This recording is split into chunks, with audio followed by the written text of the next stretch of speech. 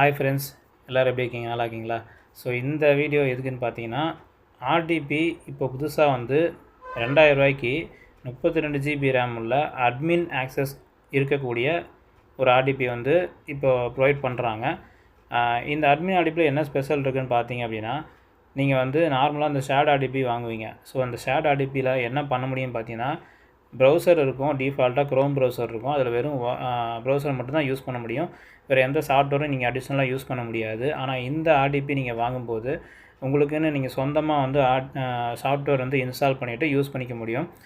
நிறைய பேர் இப்போ வந்து சொந்தமாக இன்ஸ்டால் பண்ணி எக்ஸ்ட்ரா வந்து யூஸ் பண்ணணுன்னு தான் நினைப்பாங்க.